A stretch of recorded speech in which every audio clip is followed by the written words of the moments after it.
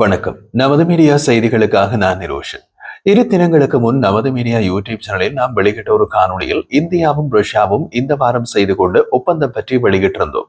அதில் இந்திய விமானப்படையின் Su-30MKI விமானங்களுக்கு செய்யப்பட உள்ள மேம்படுத்தல்கள் மற்றும் அந்த விமானங்களில் R-37M ஏவுகணை பொருத்தப்படுவது பற்றியும் குறிப்பிட்டிருந்தோம். R-37M ஏவுகணை இந்தியாவுக்கு கிடைப்பது முக்கியமானது. பல ரஷ்ய ஆயுதங்களை வைத்திருக்கும் சீனாவிடம் அந்த ஏவுகணை கிடையாது. பாகிஸ்தானிடம் அந்த ரேஞ்சில் எந்த ஏவுகணையும் கிடையாது.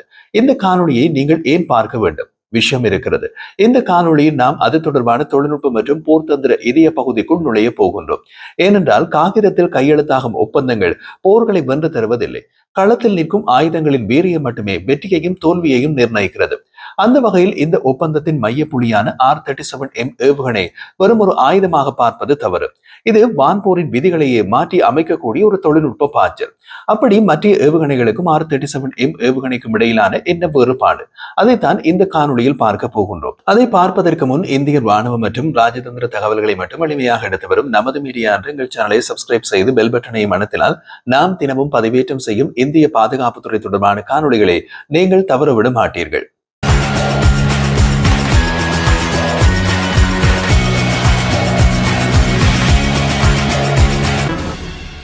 மேற்கத்திய ராணுவ வட்டாரங்களில் ஆக்ஸ்கட் என்று அழைக்கப்படும் இந்த ஏவுகணை அடிப்படையில் ஒரு ஸ்னைப்பர் துப்பாக்கி போன்றது. ஸ்னைப்பரும் வெகு தொலைவில் இருந்து டெலிஸ்கோப் பொருத்தப்பட்ட துப்பாக்கியால் குறிப்பிட்ட ஒரு இலக்கை குறிபார்த்து சுடும் நபர். எப்படி ஒரு ஸ்னைப்பர் எதிரியின் கண்களுக்கு புலப்படாமல் வெகு தொலைவில் மறைந்திருந்து மிக முக்கியமான தளபதியை மட்டும் குறிவைப்பாரோ அதே வேலையை தான் இந்த R-37M வானத்தில் செய்யக்கூடியது.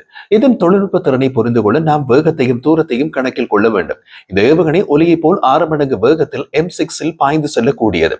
அதாவது வினாடிக்கு சுமார் 2 கிலோமீட்டர் வேகம். இந்த அசுரத்தனமான வேகம் தான் எதிரி விமானிகளுக்கு இருக்கக்கூடிய மிகப்பெரிய அச்சுறுத்தல். பொதுவாக ஒரு ஏவுகணை தன்னை நோக்கி வருவதை விமானி உணர்ந்தால் அவர் தனது விமானத்தை திருப்பியோ அல்லது வேறு தந்திரங்களை கையாண்டோ தப்பிக்க முயற்சிப்பார். ஆனால் மார்க் 6 வேகத்திலே வரும் ஒரு ஏவுகணையிடமிருந்து தப்பிப்பதற்கான எதிர்வினை நேரம், அதாவது ரியாக்ஷன் டைம் என்பது கிட்டத்தட்ட 0. கண்ணிமைக்கும் நேரத்தில் அந்த இலக்கை தாக்கி அழித்துவிடும். இந்த வேகத்துடன் சேரும் அதன் வரம்புதான், அதாவது தாக்குதல் ரேஞ்ச், இதை உலகின் மிக ஆபத்தான ஏவுகணைகளில் ஒன்றாக மாற்றுகிறது. அதிகாரப்பூர்வ தரப்புகளின்படி இது 400 கிலோமீட்டர் வரை சென்று தாக்கும் வல்லமை கொண்டது. இது லண்டனில் இருந்து பாரிஸை தாக்கும் தூரத்திற்கு சமம். இப்போது இந்த தொழில்நுட்பத்தை இந்தியாவின் அண்டை நாடுகளான சீனா மற்றும் பாகிஸ்தான் வைத்திருக்கும் ஆயுதங்களோடு ஒப்பிட்டு பார்ப்பது அவசியம். இதுதான் உண்மையான கேம் சேஞ்சர் தருணம். பாகிஸ்தான் விமானப்படை தனது முக்கிய ஆயுதமாக அமெரிக்க தயாரிப்பு AMRAAM AIM-120C5 ஏவுகணைகளை பயன்படுத்துகின்றது. 2019ஆம் ஆண்டு பாலகோட் தாக்குதலுக்கு பிந்தைய வான்வெளி சண்டையில் பாகிஸ்தான் F-16 விமானங்கள் இந்த ஏவுகணைகளை தான் பயன்படுத்தின. இதன் அதிகபட்ச தாக்குதல் வரம்பு சுமார் 100 கிலோமீட்டர் மட்டுமே. ஆனால் இந்தியாவின் Su-30MKI விமானத்தில் பொருத்தப்பட உள்ள R-37M ஏவுகணை பாகிஸ்தானின் AMRAAM-ஐ விட 4 மடங்கு அதிக தூரம் சென்று தாக்கும். அதாவது ஒரு வான்வெளி சண்டையில் பாகிஸ்தானின் F-16 விமானம் இந்திய விமானத்தை பார்ப்பதற்கு முன்பாகவே அல்லது தனது ஏவுகணையை ஏவுவதற்கான தூரத்திற்கு வருவதற்கு வெகு முன்பாகவே இந்திய சுகோய் விமானத்தால் சுட்டு வீழ்த்தப்பட்டு விடும். இது பாகிஸ்தான் விமானிகளுக்கு ஒரு மிகப்பெரிய உளவியல் ரீதியான அழுத்தத்தை ஏற்படுத்தும். எதிரியை பார்க்காமல் எதிரியை தாக்க முடியாமல் இறக்க நேரிடும் என ஒரு விமானிக்கு ஏற்படும் பயம் ஒரு விமானப்படையின் முதுகெலும்பியை உடைத்துவிடும். அடுத்ததாக இந்தியாவின் உண்மையான போட்டியாளரான சீனாவின் பக்கம் திரும்புவோம். சீனா கடந்த சில ஆண்டுகளாக தமது வான்படையின் பலத்தை அசுர வேகத்தில் பெருக்கி வருகிறது. குறிப்பாக அவர்களின் 5ஆம் தலைமுறை போர் விமானமான J-20 மற்றும் அவர்கள் தயாரித்துள்ள PL-15 ஏவுகணை ஆகியவை உலக அளவிலே விவாதிக்கப்படுபவை. சீனாவின் PL-15 ஏவுகணை சுமார் 200 முதல் 300 கிலோமீட்டர் வரை பாய்ந்து செல்லும் திறன் கொண்டது என்று கூறப்படுகிறது.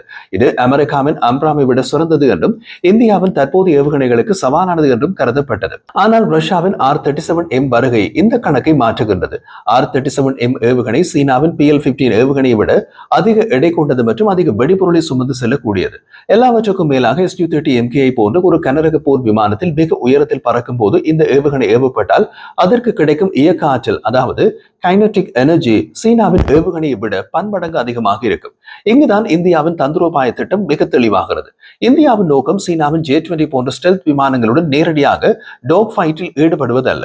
மாறாக அந்த போர் விமானங்கள் இயக்குவதற்கு தேவையான ஆதரவு அமைப்புகளை அளிப்பதே இந்த திட்டத்தின் அடிப்படை. நவீன போர்களில் போர் விமானங்கள் தனித்து செயல்படுவதில்லை. அவற்றுக்கு எரிபொருள் நிரப்ப வானிலேயே டேங்கர் விமானங்கள் வரும்.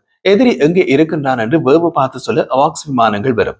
இந்த இரண்டு வகை விமானங்களும் அளவில் பெரியவை, வேகம் குறைந்தவை மற்றும் எளிதில் ரேடாரில் சிக்கக்கூடியவை. R-37M ஏவுகணை வடிவமைக்கப்பட்டதே இந்த உயர் மதிப்பு சொத்துக்களை, ஹை வேல்யூ அசெட்ஸை அளிப்பதற்கு தான். ஒருவேளை சீன போர் விமானங்கள் இந்திய எல்லைக்கு அருகே வந்தால் என்ன நடக்கும்? அதை பார்ப்பதற்கு முன் எமது ராணுவ ஆய்வு புரிவதற்கு எளிமையாக உள்ளதா, விஷயம் உள்ளதா? அப்படி நீங்கள் நினைத்தால் நமது மீடியா சேனலை சப்ஸ்கிரைப் செய்து பெல் பட்டனை அழுத்துங்கள். பிடித்திருந்தால் லைக் செய்யுங்கள், ஷேர் பண்ணுங்கள், மறக்காமல் கமெண்ட் பண்ணுங்கள்.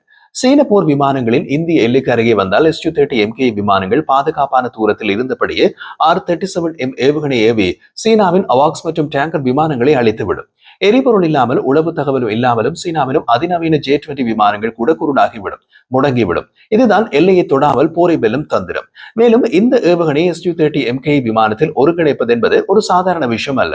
Su-30MK ஒரு மிகப்பெரிய விமானம் என்பதால் அதனால் இந்த ராட்சத ஏவுகணையை சுமக்க முடியும். உலகின் வேறு பல போர் விமானங்களால் இவ்வளவு பெரிய ஏவுகணையை சுமந்து கொண்டு சண்டையிட முடியாது. இந்த ஏவுகணையை சுமக்கும் திறன் சுகோய் விமானத்துக்கு இருப்பதால் இந்தியா ஒரே நேரத்தில் ஒரு பாதுகாவலராகவும், இன்டர்செப்டர் மற்றும் ஒரு நீண்ட தூர தாக்குதல் தளமாகவும், அதாவது லாங் ரேஞ்ச் ஸ்ட்ரைக் பிளாட்ஃபார்ம் இந்த விமானத்தை பயன்படுத்த முடியும். இது இந்திய பெருங்கடல் பிராந்தியத்திலும் இந்தியாவின் கையை ஓங்க செய்யும். கடற்படை சார்ந்த நடவடிக்கைகளில் எதிரியின் நீண்ட தூர கண்காணிப்பு விமானங்களை விரட்டியடிக்கவும் இந்த ஏவுகணை பயன்படும். இந்த தொழில்நுட்ப மேம்பாட்டில் ரேடார் அமைப்பின் பங்கு மிக முக்கியமானது. R-37M ஏவுகணை 400 கிலோமீட்டர் தூரம் செல்லக்கூடியது என்றாலும் அவ்வளவு தூரத்தில் இருக்கும் இலக்கை முதலில் இனம் காண வேண்டுமே. அதற்காகத்தான் சுகோய் விமானத்தின் மூக்கில் உள்ள ரேடார் அமைப்பும் மாற்றியமைக்கப்படுகின்றது. ரஷ்யாவின் எல்பில் அல்லது அதற்கு இணையான அதிநவீன passive electronically scan array PESA அல்லது active electronically scan array AESA ரேடார்கள் இதில் பொருத்தப்பட வாய்ப்பு உள்ளது. இந்த ரேடார்கள் எதிரி விமானங்கள் தங்களை மறைத்துக் கொள்ள பயன்படுத்தப்படும் ஜாமிங் தொழில்நுட்பத்தையும் ஊடுருவி பார்க்கும் திறன் கொண்டவை. ரேடாரில் இலக்கு சிக்கியவுடன் ஏவுகணை ஏவப்படும். ஏவுகணை இலக்கை நெருங்கும் போது அதன் சொந்த ரேடார் ஆக்டிவ் ஸ்பீக்கர் இயங்க தொடங்கும். அதாவது விமானி ஏவுகணை ஏவிவிட்டு திரும்பி விடலாம், ஏவுகணையை இலக்கை தேடி கண்டுபிடித்து அழித்துவிடும். இதை ஃபயர் அண்ட் ஃபோக்கட், சுட்டுவிட்டு மறந்துவிடு என்று சொல்வார்கள். இந்த மேம்பாட்டு திட்டத்தின் மற்றொரு சுவாரஸ்யமான அம்சம் இது எப்படி இந்தியாவின் உள்நாட்டு பாதுகாப்பு துறையை ஊக்குவிக்கிறது என்பதுதான். என்னதான் ரஷ்யா தொழில்நுட்பத்தை கொடுத்தாலும் அதை இந்தியா சூழலுக்கு ஏற்ப மாற்றுவது, மென்பொருட்களை எழுதுவது, விமானத்தில் பொருத்துவது ஆகிய பணிகளை இந்திய பொறியியலாளர்கள் தான் செய்ய போகிறார்கள். குறிப்பாக DRDO தயாரிக்கும் அஸ்ட்ரா ஏவுகணைகளுடன் இந்த ரஷ்ய ஏவுகணையும் இணைந்து செயல்படும் போது இந்தியாவிடம் பல அடுக்கு வான் பாதுகாப்பு வளையம் உருவாகும்.